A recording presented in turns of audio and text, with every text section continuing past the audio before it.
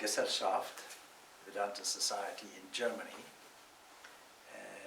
He's a teacher of Vedanta, meditation, and all the applied aspects of Indian Yoga Vedanta. He lectures widely everywhere. He's a YouTube Swami. He's Europe, USA, Canada, and now Ireland. So please welcome.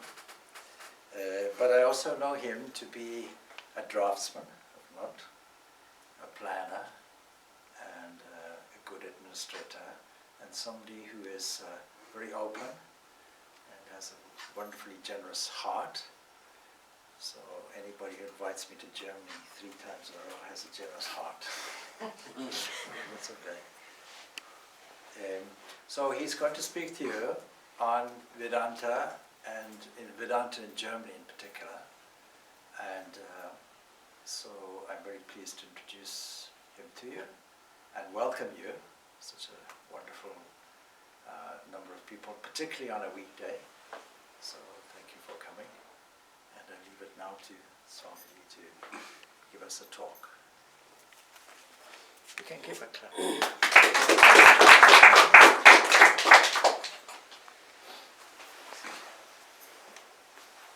Om Sthapakaya cha dharmasya sarvadharma swarupine avatar varisthaya Ramakrishnaya te namaha.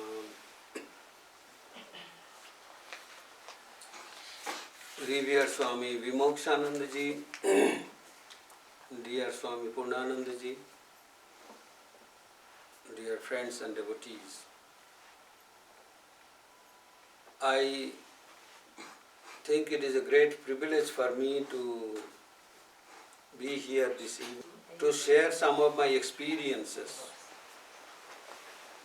in setting up the Center for Sri Ramakrishna Order in Germany. It was in 2004 that while I was still in Chennai, I was editing that Vedanta Keshari magazine of our order. Then one day our General Secretary Maharaj Swami Smaranandaji called me and said that we have selected you for Germany work. I had no idea before that they would think me to be a prospective Swami for works in the West. However, it was a sudden idea for me. I did not know how to react to that. So then there was some back and forth about this, and I came to the headquarters, and then almost they forced me to come there because Swami Ranganathanandaji, who was the president at that time, he called me. He was in our hospital in Seva Pratishthan undergoing some treatment, and he called me there. He was in intensive care unit, and when I went there, he said, "You are going to Germany." And you know, for us belonging to the order, when the president says something, that is Sri Ramakrishna's order. We have to accept it like that. So I had no other way but to say, "Yes, Maharaj." So long I was having some tough time with our General Secretary Maharaj and others, but now I had to simply surrender. I took it as Sri Ramakrishna's will. So they showed me the constitution of the German center. Actually speaking, there was a registered body of people. They did not know how to conduct themselves following Sri Ramakrishna's ideal. The name suggests that it is a Vedanta society. It is registered under the registration of clubs, like that. So there were so many people, and they did not know what to do about the organization or the group. Everyone has his or her own views, so it was difficult for them to come to one consensus and then to guide the group. As it happens everywhere, if there is no one to guide, then it is difficult. So when I came, I saw that, which I discovered after I came, that the society had a big loan of 80,000 euros. They bought a house in a village or in a forest on the hills. That is still there, and the Swamiji goes there to hold retreats. We have 3-day retreats, 4-day retreats, 7-day retreats, like that. So that house they bought, it was a grocery store or shop. But the building was in a very bad condition of repair. So it was really very tough that time. The heating system was not working well. I had to use heater. And you can imagine it is a very big house, and another small house is there adjacent to that. Both houses belong to the society.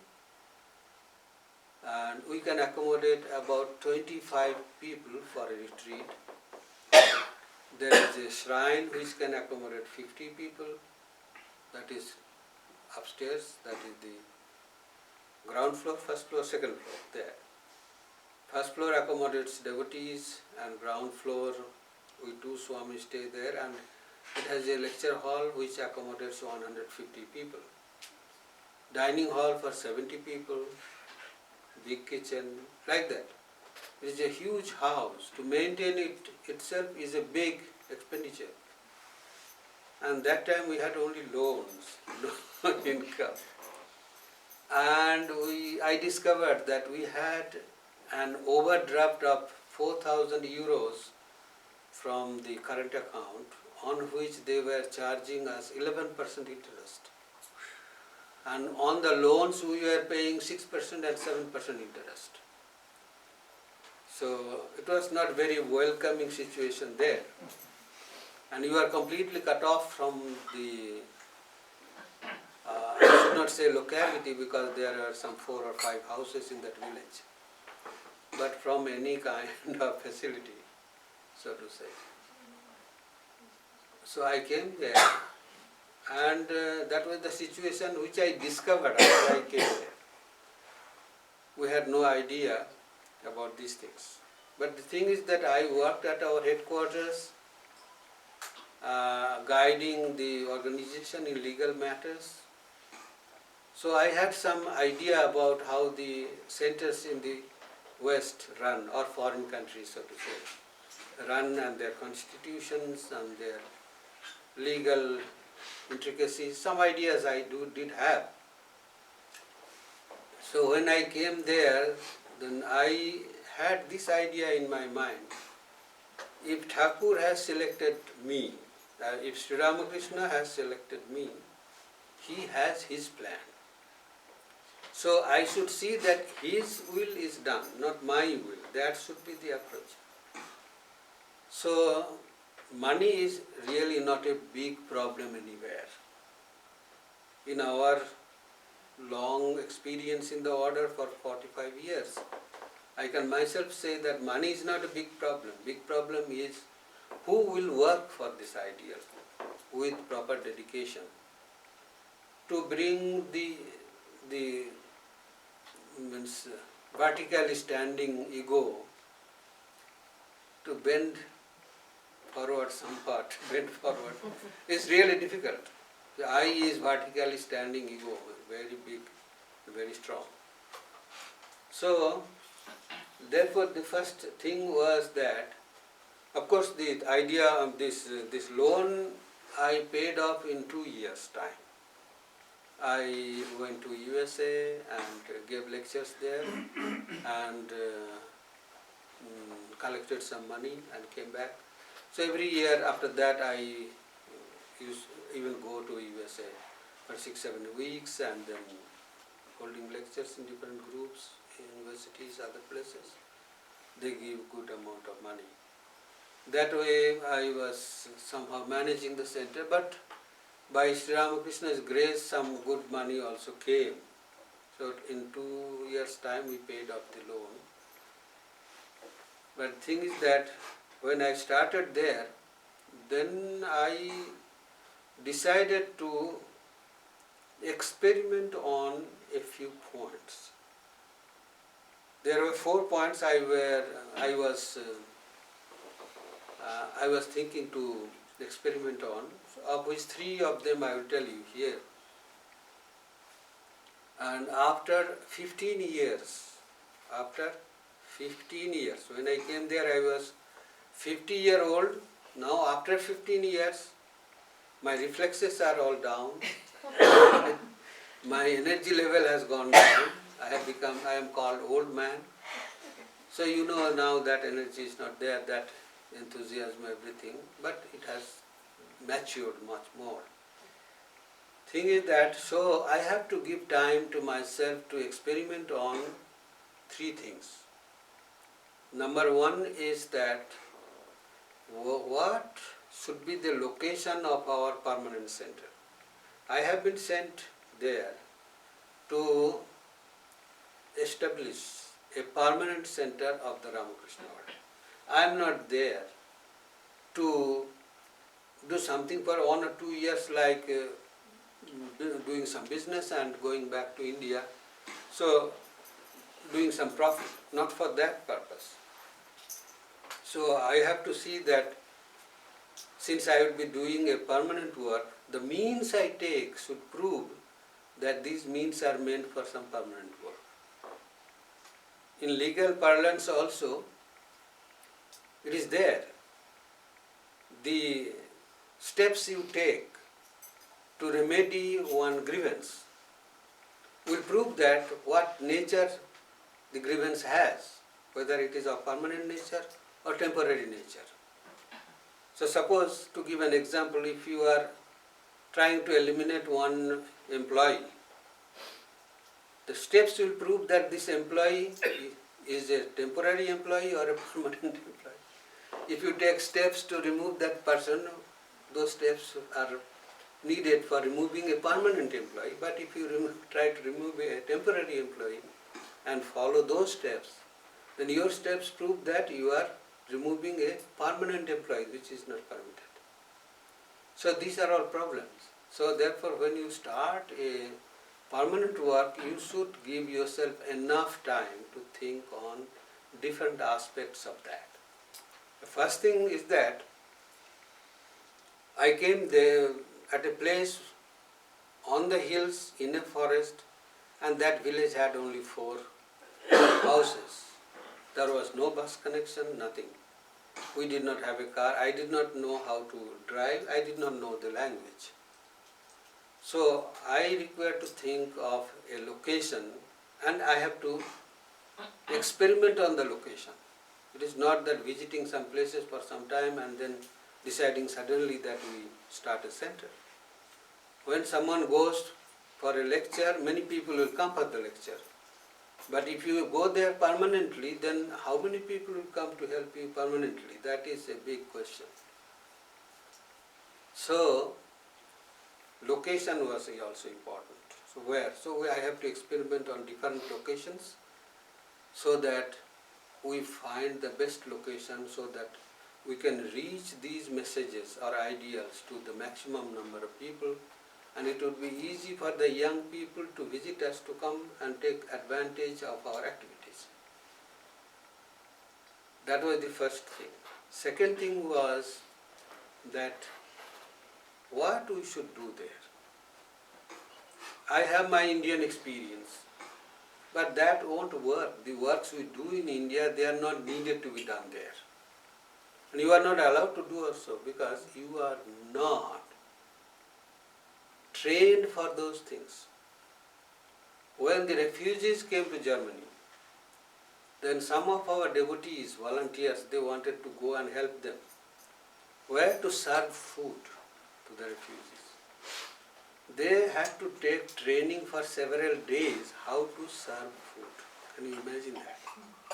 And they would be given a certificate, then they are allowed to go and serve food to others. It is not that easy. We think that, okay, we go. No. They are mentally or psychologically distressed, disturbed. So you must be prepared to observe their behavior, the way they behave with you. You have to be considerate about that. So it is like that. We are not authorized, trained to do something, everything there. Actually speaking, what is the need of these people that we have to see? Then we can find out if we can fulfill those needs without compromising our monastic ideals and also the Vedantic ideals for which we are here. Without compromising, without diluting. These things we have to keep in mind. And for that we are known. We are known for that. We should not compromise, we should not dilute the ideal. Because we are here, so just to attract more customers, to get the market in our favor, we should do anything possible under the sun. It is not like that. We have to be careful, we have to be considerate, and we have to see that we don't compromise main things for which we are known. So, what we can do for these people? So it needs time. We have to study their culture. We have to see what way they are, why they are coming here. They have their religion here, they have their society, they have their financial wealth. So why should they come to us? What for? That also has to be found out. Sometimes people come to us, they don't know why they come, but they are in search of something, so we have to give enough time to discover that why this person comes. That person himself or herself does not know. This is a really difficult job. So we should work, we should experiment on that. So I think this 14, 15 years was enough time for us to experiment on that or to understand that. And when we know what we should do for people here, not only for Germans but for non-Germans, they may be Indians, they may be Italians, they may be Netherlands people, Dutch, maybe Swiss, maybe French. These people come to us because we conduct our retreats and other activities in two languages, English and German. Therefore we get audience or attendees from all these nearby countries. You know, these countries are very small, so people can just drive 1 hour, 2 hours and come. So that is how we get our people attending these retreats. So that was one thing that what we should do for them. So I found some things which I think is helpful because of my experience all these years. And when I know what we will do, then we know what type of infrastructure we should build up. How big should be the hall, and how the prayer hall will be attached to that hall. All these things, each and everything. Since we have been living there for 15 years, running our activities from 3 places, with 3 different types of infrastructure, we know what should be the ideal infrastructure for all these activities. And therefore we know that how much space or what volume of space we should have. Because it is not easy to maintain these houses and maintain these houses with the heating and everything. So we should devise such plans in a manner that each and every space should have multiple utility. You can utilize the same space for multiple purposes. Then your heating is being utilized. Otherwise you have a big hall and it is being heated whole day, and in the morning someone comes and sits and then whole day nobody. So this is a recurring expenditure, and that is a big load on us. When we do not have a fixed income, fixed regular income. Therefore, if you know what you are going to do, then you know what type of infrastructure you should have. And our experiences taught us that how to utilize the same space for different purposes. And also in the market, when we are building up our new facilities, then we are getting lot of input about how to build up and what kind of material you should use. All this, like triple glass windows, like a heating system, like inflow and outflow of air, etc. From our experience, we know many of these things are just money-making devices and they are cosmetics. We don't need those things because of our experiences.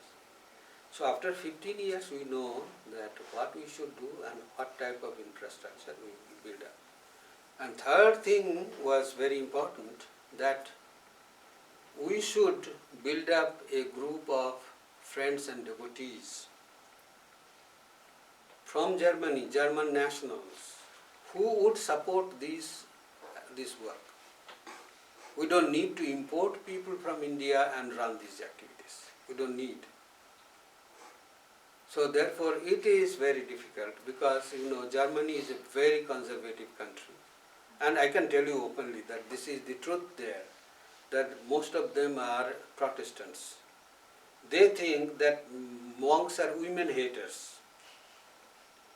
We are a member of an interfaith group. And they hold their monthly or bi-monthly meetings in the premises of different religions. So once they were having their meeting in our hall in Berlin, and after the meeting in the evening, after the meeting, there were two ladies who were priests. So they all were there, but they asked me, "Well, Swami, what is the position of women in your society, in your order?"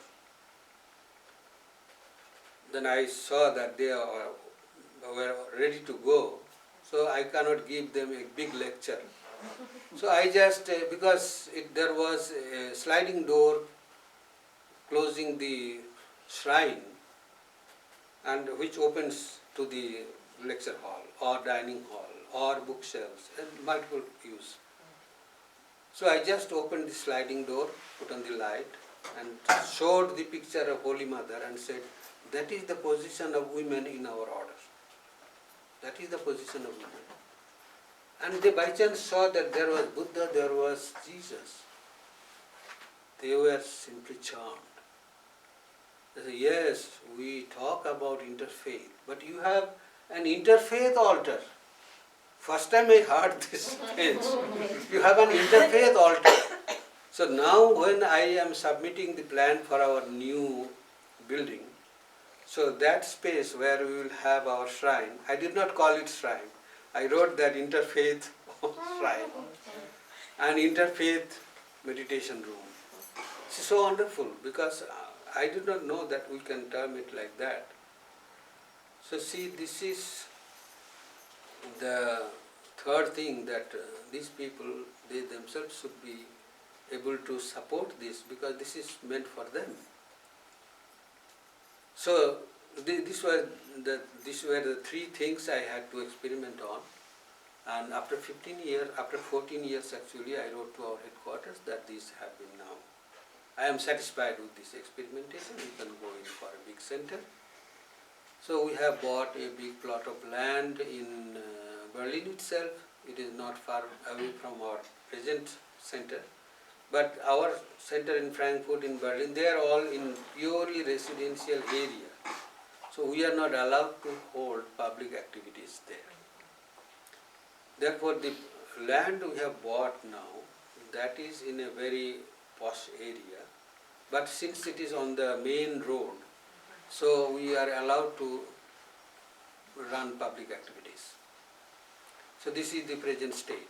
But during this development, it is not that it was very smooth sailing and walking on very nice soft cushion.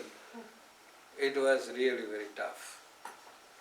But every step we have to keep it in mind that we are serving the ideal, not our whims or our egos or personal likes and dislikes.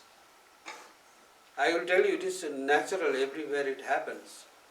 Some people were not happy with the systems I was trying to introduce, and with also the style of my working. But I said, I am not here to mislead my friends and devotees. What is good for them, we have experience, practical experience. In Germany they call it Ausbildung, means practical training. For everything there is an Ausbildung, you don't know. Germany, for sweeping the floor, they have bachelor's degree, master's degree. Bachelor's and master's. Meister Reiniger. Similarly, Meister Floristic. Meister Floristic means the person who has a master degree in nursery things. So, we have this retreat center which is meant for public activities. People come there, they have their hygiene issues and other things. Therefore, we have to clean that house by engaging a registered cleaning company. And there two people come, one is a novice, another is a master degree holder sweeper. And then this novice is doing bachelor's under this person, practical training for 3 years. So it is like that. Germany is very serious about all these things. So we have this Ausbildung or practical training for suppose 40 years. So many hours of practical training, so many hours of theoretical training. Therefore I said, I know how to go about it. I will not go experimenting on your ideas. We have experimented on this for the last 100 years. We know what to do. And therefore just give me some time. So one lady, she is a psychiatrist and she, a German lady, she was not happy. Initially she used to really push me, always push me. But I would listen to her, but I won't react and I won't act also. So, but after several years, after about 10 years, she would be in tears to acknowledge that, Swami, if we had known that the things will develop this way and to this means height, we would have spared you of many pains. We would have spared you of many pains. So, people do not have patience. That is natural. If you are constantly disturbed, the whole day disturbed, you are not happy with yourself, inside there so much of turmoil going on, then you are very restless. And then it is difficult to wait for 10 days or 1 year. Okay, can it be done in 2 days, in 2 hours, in 2 minutes, like that? So people are very restless and impatient. But if you go patiently about things, you will harvest the produce. So therefore I went very slowly, and there were very big practical problems. But my approach was that when people come to these centers, it is Sri Ramakrishna who brings them. Because we don't know them, they don't know us. So they come because of the ideal of Sri Ramakrishna. It is Sri Ramakrishna who brings. And if they go away, they should go away of their own will. I should not be the cause of their going away. So there were some such troubles and difficulties. I reacted but I never told them don't come. Personal problems between the people, that it can go up to this extent, but this happened, and this happens also. Now if that person comes, I will not come. These are all conditions of the person's coming. This is so childish, but this is true. And if we have two houses, if that person stays in this house, I will not stay in this house.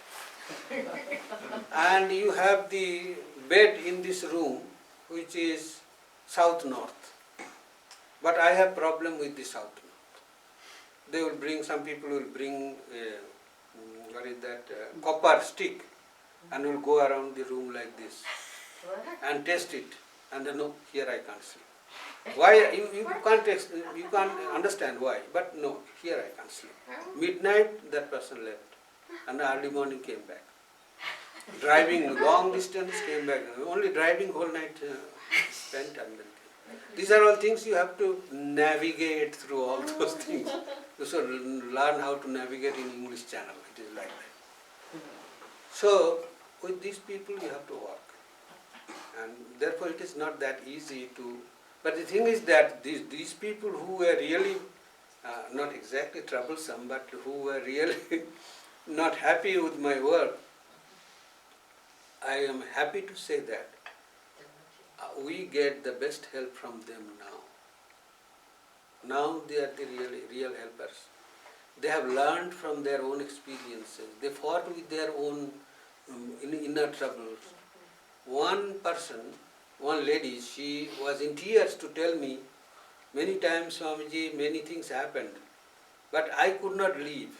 I could not leave this group because I could never imagine that any time you told me, don't come.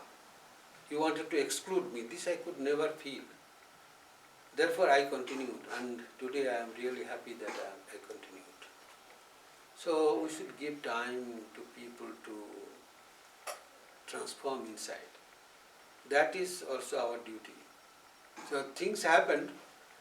I will tell you some things.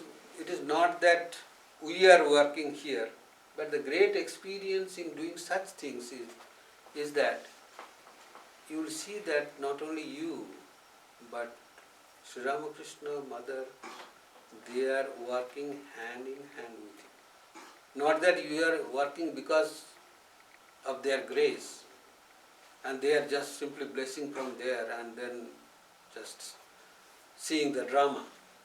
No, you will really see and experience that they are working hand in hand. I will give you one example, but there are lot of such examples. That once, initially when I came, there was some trouble, and then there were actually three types of opinions. Three groups I won't say, but three types of opinions. Some people wanted this way, some people wanted this way, some people wanted this way. So when we had a meeting, each group expressed their ideas. So then I listened to them and wrote down all those points, and then I thought on that, because it is a new country, these ideas are new for me. But then I looked at this from our standpoint, and as I said, that you have to look at it so that you do not dilute the ideal and compromise the vows or ideals. So then when I discovered that they had different these ideas, then I had to take my stand. So I took some time, but when I called a meeting and said this should be our, because you have some ingredients from your ideas, they have some ingredients, but this is how I will build it. Then slowly there was some tussle between them, then slowly some people left, and like that. So I was left almost alone. Some people were there, they would come monthly once maybe, not many, 4 or 5 people. And our nearest friend or devotee lived 130 kilometers away. 130 kilometers. That was Dortmund, and we were in Nivedita. So one day it happened that I knew that there were food, so I knew how to cook. So, but some people cooked food and left there, so I was finishing those things. And then one day I wanted to cook myself, nobody was there. I went and saw that there was almost nothing, no provision. Some rice, little bit dal, a few vegetables. So then I knew there was no food. I had an idea that there was a stock below, but there was nothing. So I cooked. That day it was very cold and outside it snowed very heavily. And I cooked and it was enough for me to survive 2 times, to eat 2 times, lunch and dinner. I did not have any idea still what will happen after dinner next day. So okay, I finished my morning things, cooking, etc. And then there was someone who rang the bell at the door. I went and I saw that our vice president, and that lady, she has come there. And she was going home from somewhere, from Cologne, but on the way, because of a heavy snowfall, the train got cancelled and then she found a taxi somehow, shared taxi. It was not far away from ashram, so she came. I opened the door, she came, and then I closed the door and I said, "You are the most unwelcome guest today." She was stunned. She asked why, what happened? Why is such a welcome I am getting? I said, because there is almost no food. But for lunch there is food. And she was furious. She said, why didn't you inform us? I could have brought something now. So I said, it did not strike me. Because you have come to share that food, now I am really scared. Then she said, well, Swamiji, I will call the supermarket, they will give door delivery. And I will pay. I did not have money also, did not have car. So, then okay, then we had some, no, she went up and then she had her room and she came back and then we were sitting for food. And then that time someone rang the bell again. Then I told her, you go and see, because what people say here, I don't know. If I say one word in German, Guten Morgen or Guten Tag, then they think that I know German. They start speaking in German. It will be horrible. And then I look at them.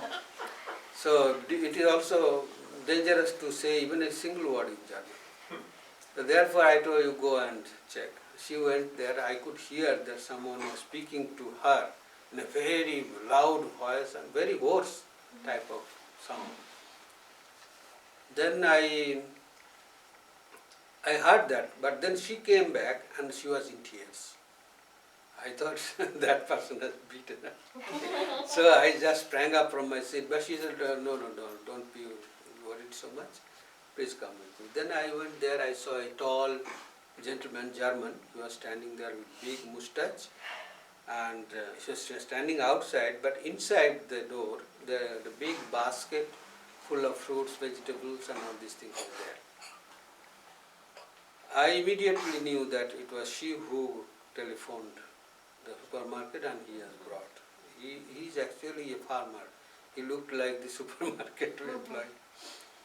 So then it turned out afterwards that in 2004, I came in 2004. 2004 there was tsunami in Sri Lanka. Some German people went as volunteers to help them. So he also went. And there he used to go to, he's a Protestant Christian. So he used to go to the Hindu temples there.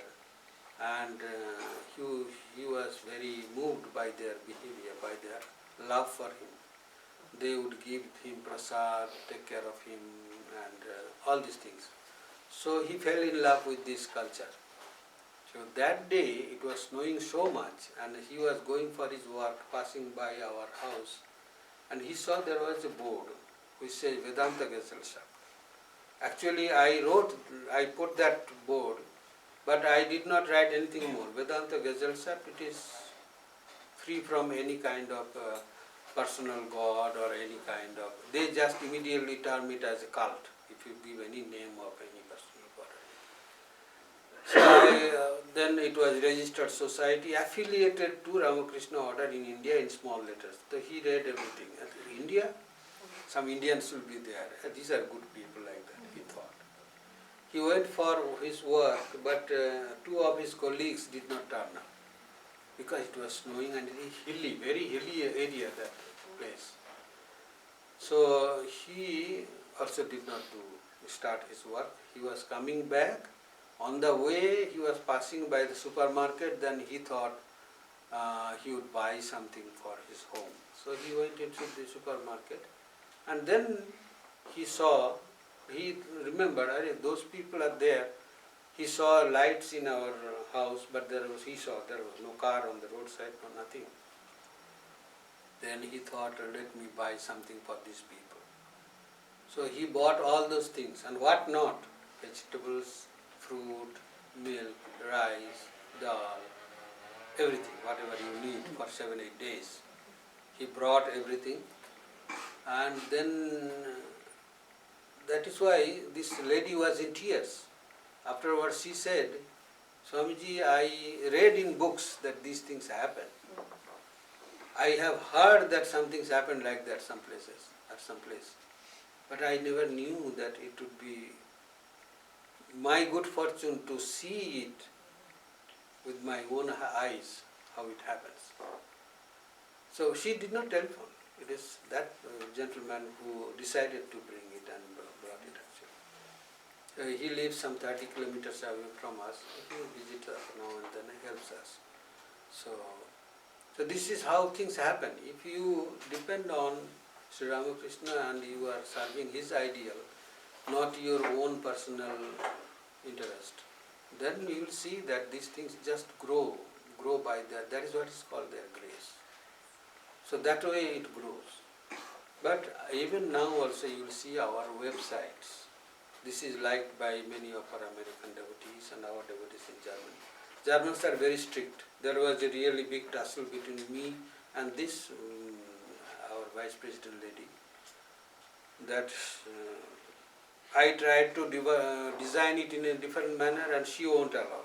So we had a tough time between us. Then finally I agreed to her ideas. So I started you will see that our website starts with ideas, not with a person or anything. You know, there are nice stories about our Swami Baneshanandaji, Shashi Maharaj. He was in Chennai, Madras. So he was sick. One day, one of the brahmacharis who was serving him, he was sick. So a senior person. So one of the brahmacharis who was serving him, so Swamiji told him to bring down something from it was on the top of the almirah. So you bring that thing down, give it to me. So he did not know how to reach there because he was a short person, he could not reach that. He was searching for something. And there was, in those days, you know, this steel trunks used to be there. And this trunk had got the clothes and other things of Swami Baneshanandaji. And he is disciple of Sri Ramakrishna. So Shashi Maharaj told, you get up onto that trunk and bring it down. Why do you search for something else? He was hesitating, and when he said again and again, you get up on that and bring it down, I need it now. But he was not still getting up. Why are you not listening to me? Maharaj, inside this, your clothes are there, your things are there, how can I get up? Then he said, you see, a day will come when you will worship these clothes and won't listen to our words. Won't listen to our words. Will worship our clothes but not listen to our words. That is deviating from the ideal in the name of this, that, like that. We modern people are very ritualistic, very, very ritualistic. Even those who say that they are atheists, they too are ritualistic. You see so many varieties of rituals they follow. So, therefore, we have to see that we are serving the ideal. And other things will automatically come. We don't need to introduce them. Automatically come. So, even now also we have not advertised for our work. No publicity till now. Many of our friends and devotees who have worked in the journals, in newspapers, they offered to put a small this advertisement saying that on such and such day there will be retreat, on such and such day there will be a lecture. All these things if you put, and then a little bit money you pay, but many more people will know about it. Then I said, if you can organize the lecture here, then you put that advertisement. But if I have to organize, I don't have time. My idea is, until and unless I find my foothold, I see that my infrastructure is ready to welcome so many people, I will not start. Otherwise many people will come and it will be complete chaos. So when we opened our Berlin center, then the vice mayor, mayor was on urlaub, on holiday. So vice mayor's office said that mayor had asked him to come to our place to attend the opening ceremony. Then his office said that he will come for 15 minutes and please don't mind, he is terribly busy and he has to go to some other place. Okay, he came and instead of 15 minutes he stayed 2 hours. After the puja he had the prasad with us. We had prasad, you know what prasad?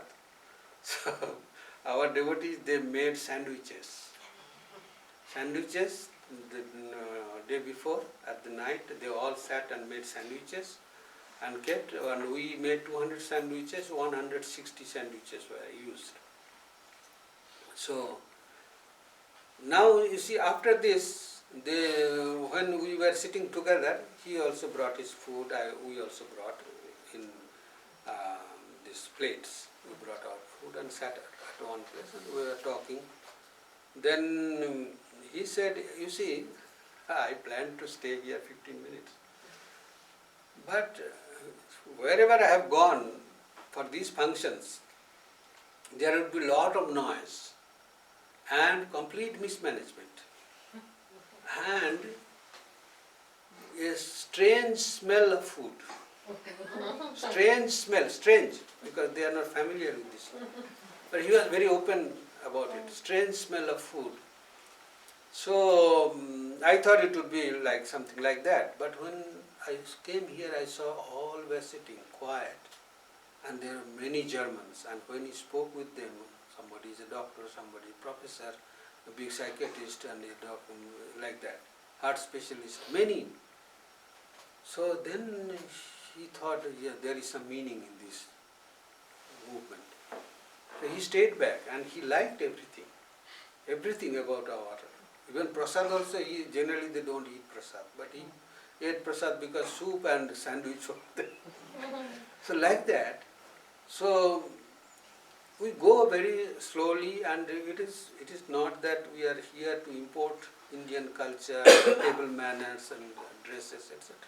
We are here to import the ideals which will do good to people wherever they may be, whatever religion they follow.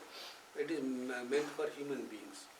In the Vedas, in the Upanishad, there is no mention of the quality of the qualification of the followers or the votaries. If you want to follow the Upanishad, what do you need to have? Your qualification or your CV should have that you are black or white, you are man or woman, you are theist or atheist, you are follower of this religion or that religion, you come from this country or that country. These are no consideration there. Nowhere it is mentioned. It is mentioned for a human being who has a soul inside. Whether our body color, body shape, whether we are handicapped or normal, it does not matter. If any body is there, a soul 100% pure Atman is there in each container, whatever be the shape and size of the container. But that same soul, divine self, is there in every one of us. Therefore, all the Upanishads, the Gita and all the scriptures, they speak unto these people who has a soul. And that soul is pure. You see, the blessed are the pure in heart, for they shall see God. If you need to see God, see something, you don't need to purify your heart. You just clean your eyes. There is a saying that when I cleaned the mirror, I saw myself. I was happy. But when I cleaned my heart, I saw you. I felt blessed. I saw God. You means, oh God, I saw you. I felt blessed. So it is purification of the soul, and that soul is that the kingdom of heaven is within you. That is purity. So that idea one should have. Upanishads, they talk about addressing the problem of human beings, not what type of human being. This is not said there. So these are universal ideas, and for that Sri Ramakrishna stood. There is a wonderful story from the life of Swami Baneshanandaji. Once one of his, I don't know if disciple or someone, asked, Swami in America, asked, Swami, suppose tomorrow Sri Ramakrishna comes and asks you to marry, what will you do? So these are all childish questions actually, but teasing question also, to ask a monk to marry. And then Anandaji said, then I will show him the gate. The door is open, you can get lost. Then he said, but he is your guru, Sri Ramakrishna. He said, I follow Sri Ramakrishna because of his ideal. And Sri Ramakrishna as a person stood for those ideals. And if he says this to me, I would surely know it is not Sri Ramakrishna. He is not Sri Ramakrishna. Someone has come in disguise. So this ideal which is important. So Swami Vivekananda has said that the greatness of a Krishna or a Rama lies here, that they led a perfect life according to the realizations in the scriptures. They led a perfect life according to that. That is why they are so much respected. Their life is so much highlighted. Otherwise not. It is not that they contradicted the realizations in the scriptures. So, if we keep these things in mind, then when we are leading a group or we are building up a group, you will see that the sufferings, problems will be there. One has to do hard labor to build up something. Actually speaking, there is no more joy and job satisfaction than this. At the end of the day, one will be able to say, in spite of all those things, oh God, I know that this life is worth living. In spite of all those things, life is worth living. There will be suffering, there will be physical and mental suffering, there will be opposition, challenges. In spite of all those things, at the end of the day, the real worker will be able to say that life is worth living.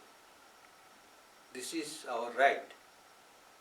You know, there is this book written by Viktor Frankl, The Man in Search of Meaning.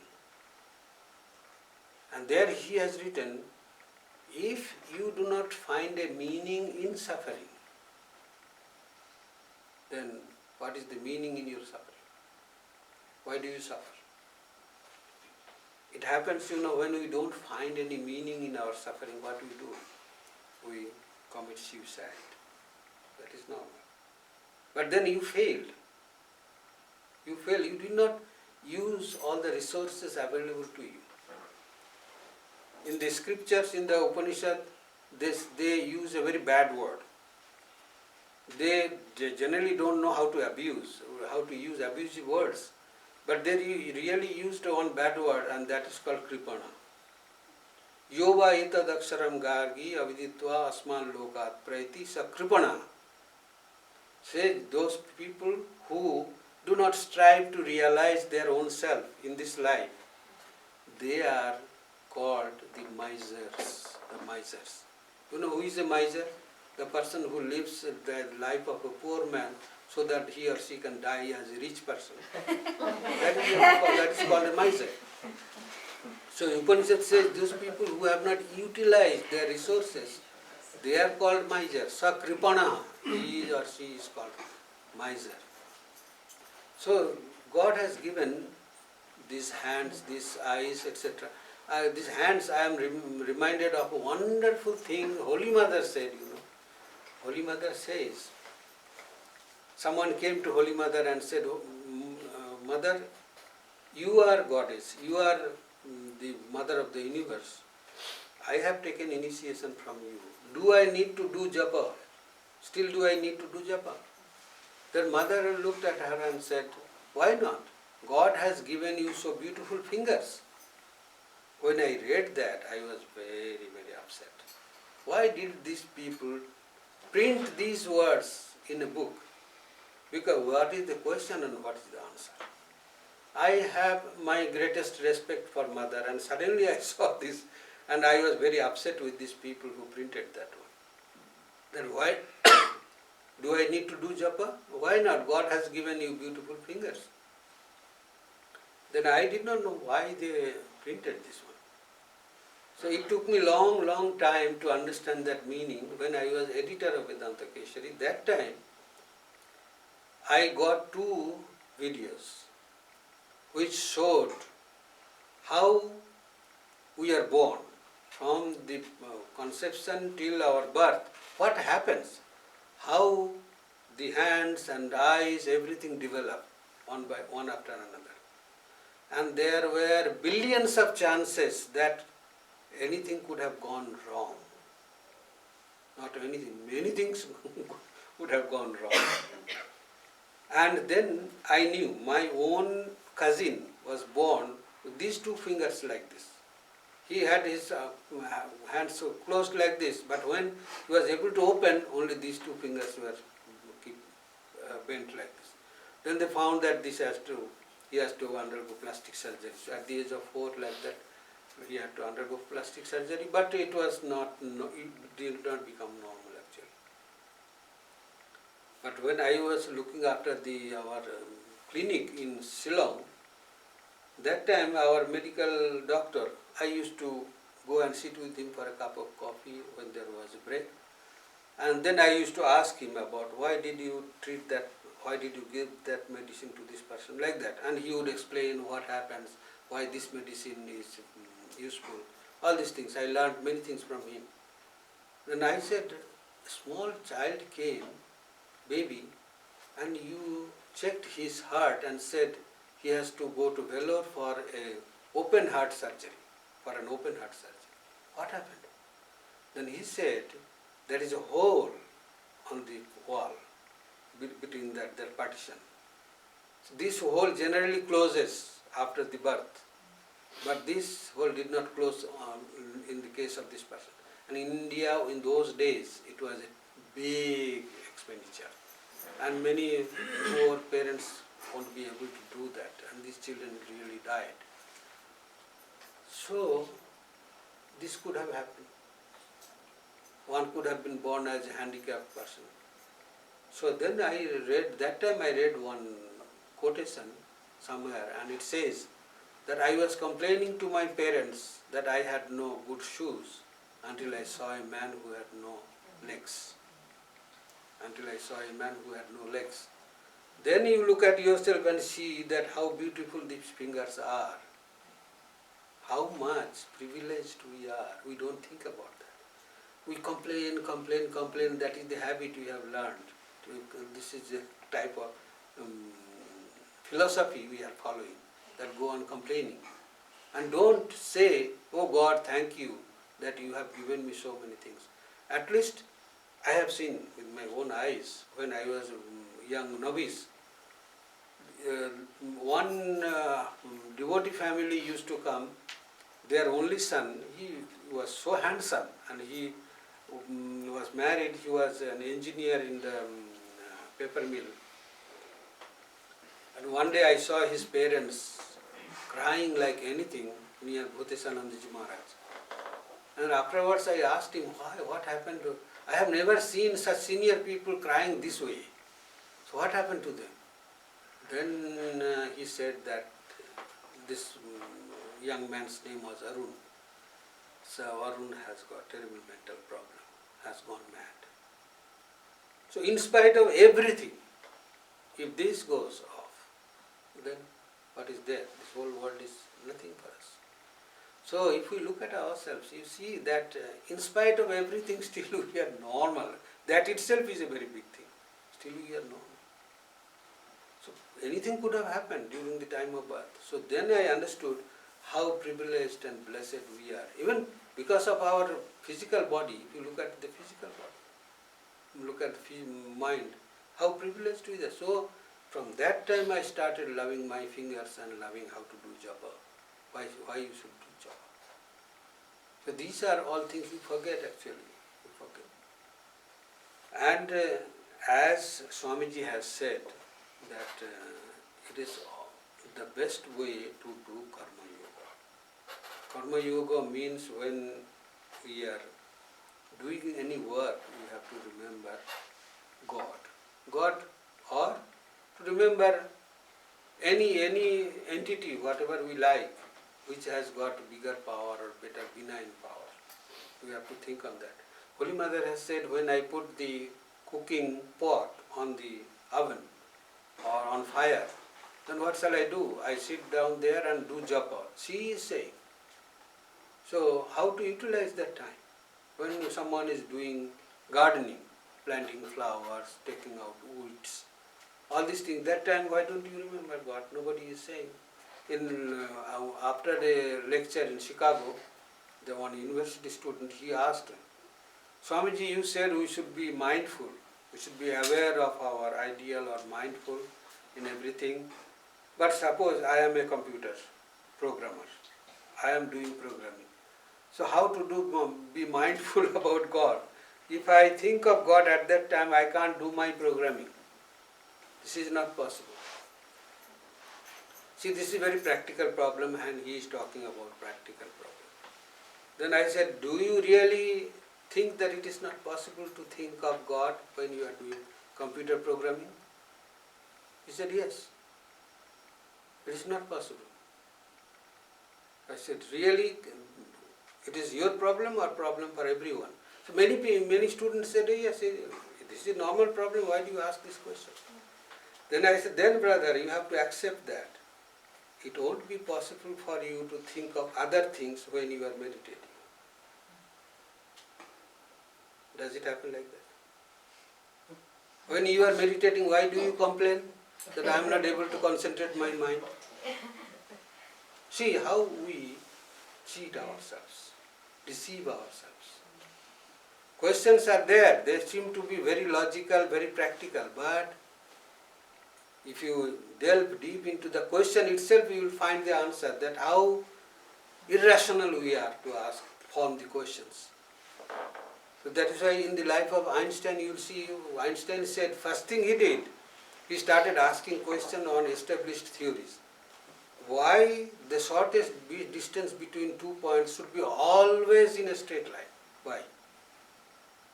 Like that, some questions he formed based on traditional belief or established theories. And he found the answer. So we think that we are really asking very practical, logical, rational questions. But finally, if you delve deep into this question itself, you will find the answer that how irrational we are.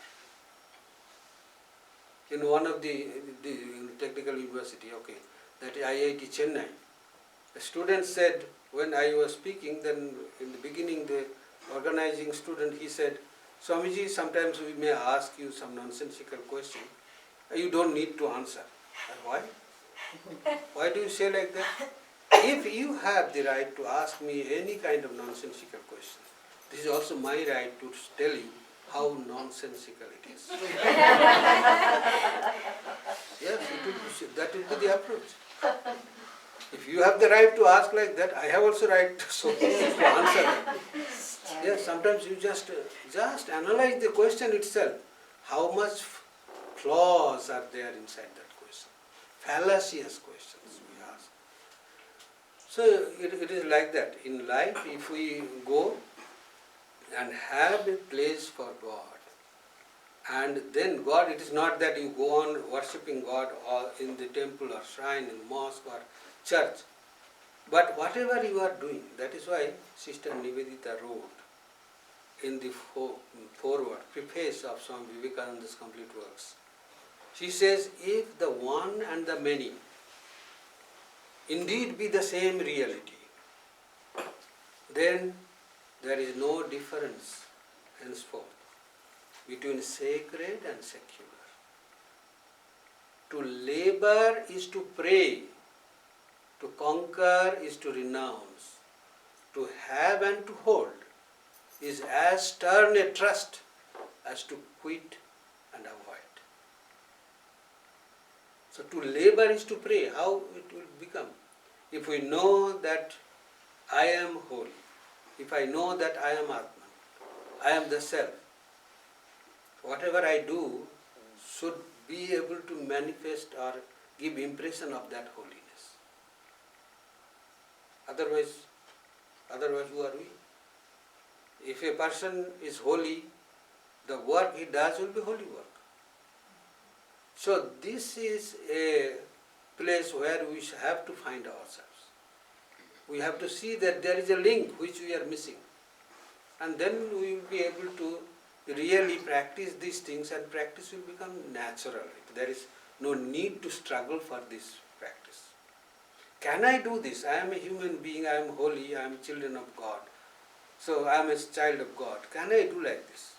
Suppose a dog bites me. Newton's third law says that for each and every action there is an equal and opposite reaction. Should I bite the dog in return?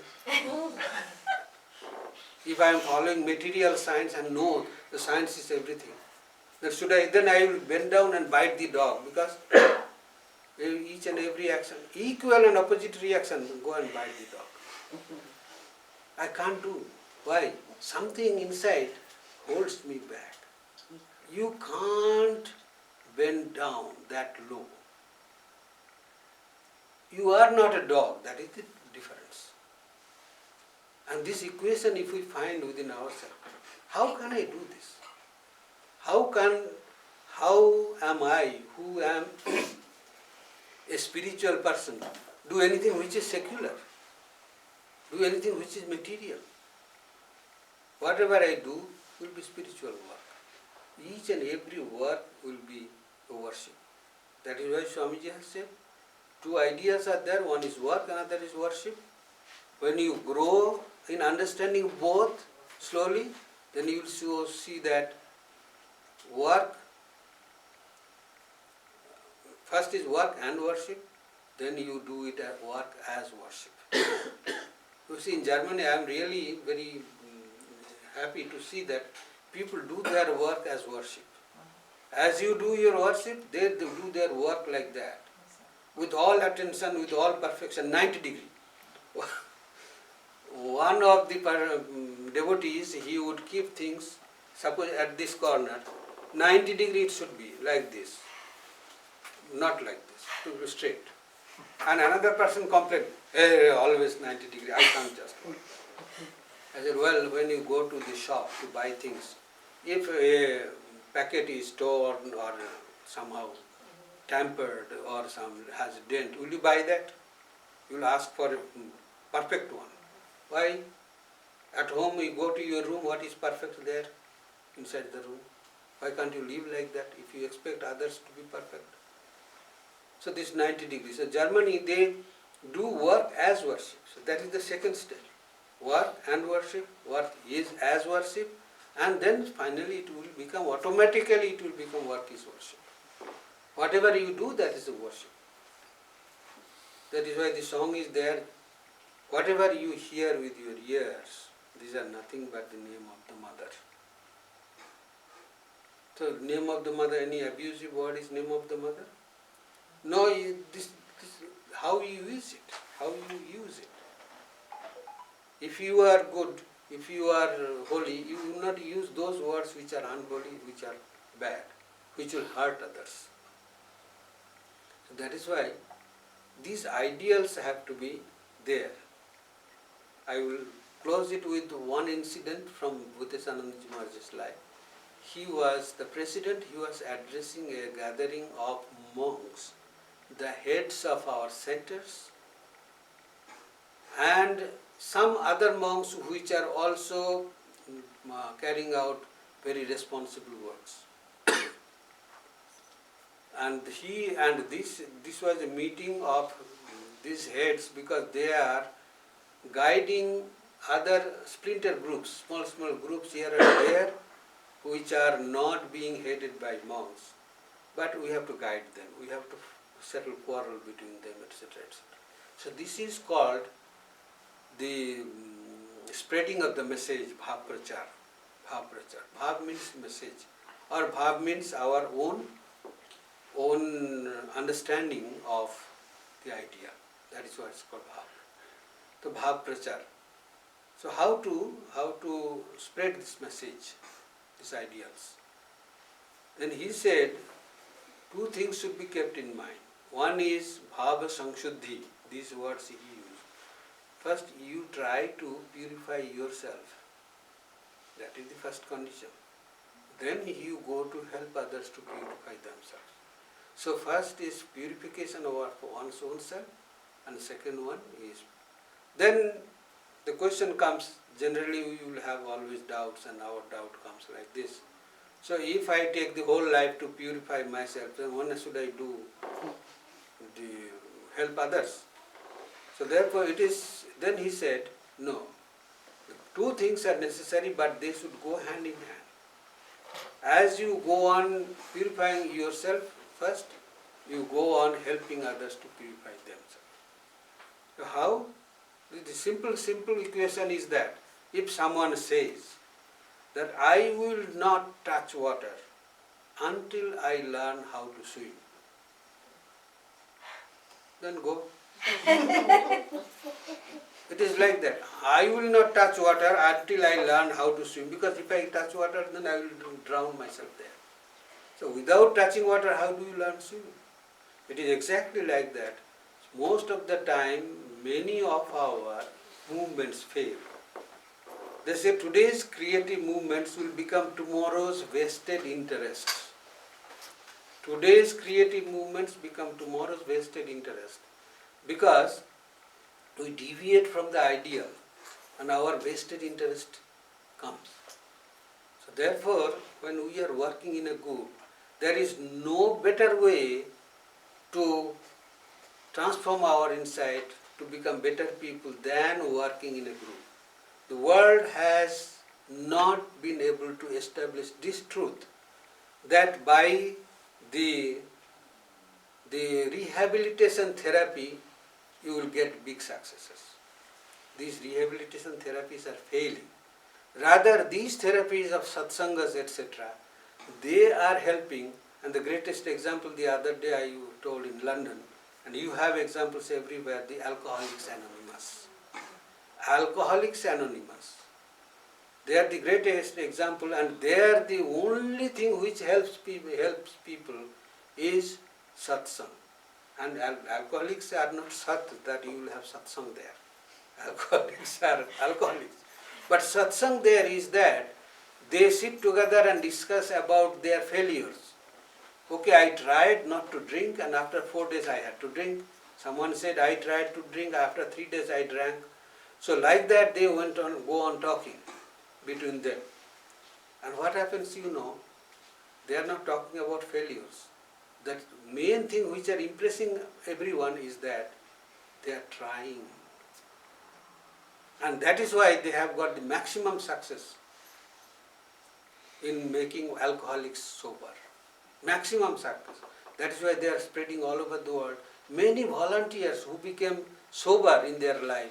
They are coming and helping and inspiring people. You can do this, you can do this. There is no better way to make ourselves better than satsang, what group activities. Because Swamiji, as Swamiji has said, if you live in a Himalayan cave and practice meditation, that does not prove that the insight has changed, transformed. Because if you are put in a society, we will see whether your anger, jealousy, pride, all these things come. Because in the Himalayan cave, you don't have an occasion to express yourself. But here you have got the green field to express your anger, jealousy, everything. Immediately, a very contemplative monk will turn into a rogue. Why? Because you did not have any occasion to test yourself. And it is a really, really acid test. When we are working together, there can not be any better way to better ourselves.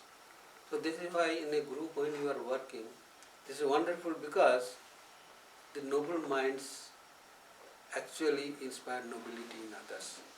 When I see, that is what Immanuel Kant has said. There are tests. What type of tests? That whether it is ethical. What is the proof? First proof is that if you tell lies and you say it is ethical, then you should accept that others also have the right to tell lies. Then society is not possible.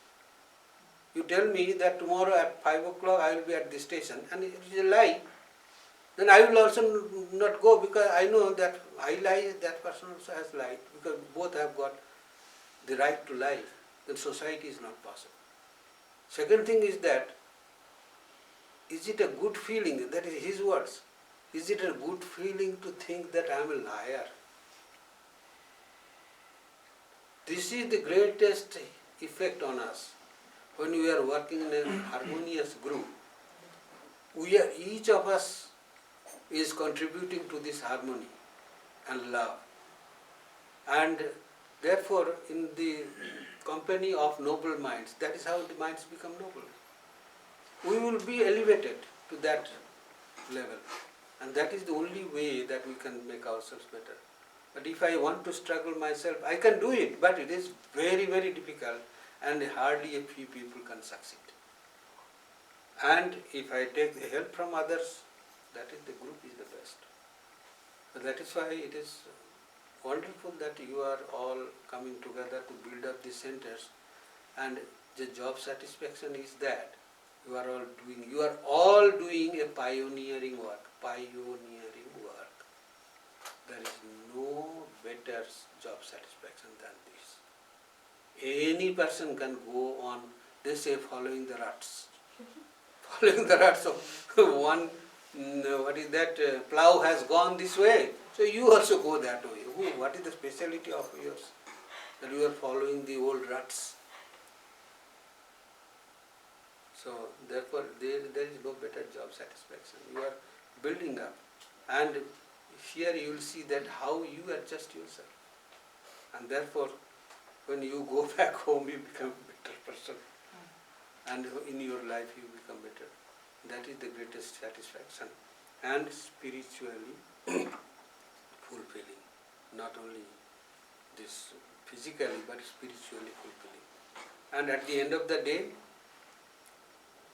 the person whose ideal you are serving will surely take care of you. There is no doubt about it. There is no belief about this.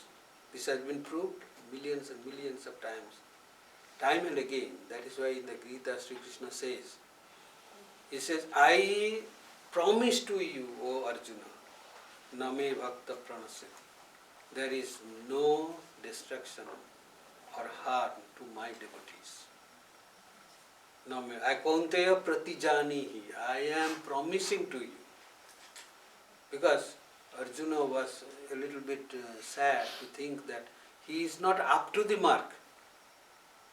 But Sri Krishna says, whatever you do, a little bit of this will help you to save yourself from a big destruction, big harm. That is what he says. So It is nice to be here to see you all and then so many people together. So it is a huge force and you can achieve really huge movement. Swamiji said, give me only 20. 20, you are more than 20. 20 people Swami Vivekananda wanted, and he said, I will shake the world. So it is like that. Really, really speaking, you can do wonders. So this is not that I am telling you theoretically, because I am seeing 15 years and working hand in hand with them. And we do everything. As this Swami, you think he is the best Swami in the world. That he knows this, that, you don't know. You come there, we also do all these things. You think he is the best Swami. You didn't cut wood, Maharaj. Huh? I heard you're a woodcutter as well. You cut wood. Yeah, I was cut so wood quite and other things. You will find much more better qualities about me. So we'll all have to go. But the thing is that I am seeing his creation here, and all of you help. Every step he says, devotee is coming, who was holding it and he was doing this, that, all the pictures are also there. So I am seeing, well, if I am generous, I should say he is better than I am. So I told our Swamiji, Swami Baneshanandaji, if you can lend him to us for building the new center, maybe we will not save 40,000 euros for his advice and his participation. Maybe that 40,000 we will give to this Vedanta society.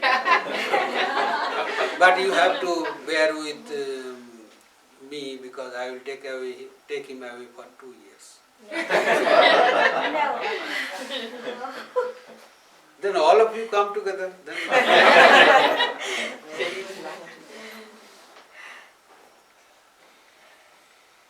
yes, Maharaj. Good. So, thank you.